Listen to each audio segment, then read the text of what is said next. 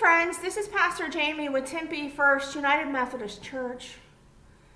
Over the past couple of weeks, we have been discussing prayer, and we've been guided by Anne Lamont's book, Help, Thanks, Wow. When we are in need, we cry out to God to help us or to save us. But prayer is more than asking God for help when life gets messy. We also give thanks to God in our prayers. We give thanks to God in all circumstances. And our act of thanksgiving is an acknowledgement of the ways that God has intervened in our lives, even if God did not intervene in the way that we maybe would have wanted. And then we move from gratitude to wonder. We move from wallowing in our own muck to worship. You might be surprised if you haven't read this book to know that there's another chapter. The chapter at the end of this book is entitled Amen. And this is a 4-letter, 2-syllable word that we say often, but we don't always put much thought into it. It's just the way that we've always ended our prayers. But given that this is the way that we have ended our prayers, the fact that she titles the last chapter of her book Amen is probably not a surprise for any of us. However, the word amen is much more than simply a way to end a prayer. It's a word of agreement or a sealing of everything that we have just shared with God.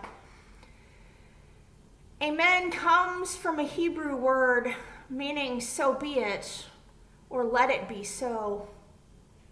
And when we say the word amen, it is a sign of us trusting God. Anne Lamont reminds us that the people praying are the ones who say amen.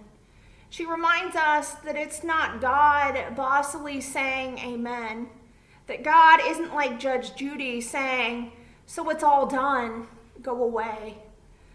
But it is us, damaged, hopeless people, lifting up our hope, hate, gratitude, fear, and shame, and saying, boy, do we hope that God has heard our prayer. And the word amen helps us realize that we are not in control and that we are submitting to God. We give it all to God and leave the results in God's hands. And every time we say amen, it's taking our cares and worries and setting them at God's feet and saying that it is God's. It is saying, let it be so, or so be it. And when we say amen, it's conveying a trust in God. It's ending a prayer and saying, God, I leave these things in your hand. So as we finish today's devotion, Anne Lamont ends her book with a reflection on some of C.S. Lewis's writings that I want to share with you. She recounts that C.S. Lewis wrote, I pray because I can't help myself. I pray because I'm helpless. I pray because the need flows out of me all the time, waking and sleeping. It doesn't change God, it changes me. And Anne reflects on this statement by saying that I've heard this passage in a number of sermons in churches over the years. It changes me. Hearing this makes me less afraid and more grateful, less critical and more trusting.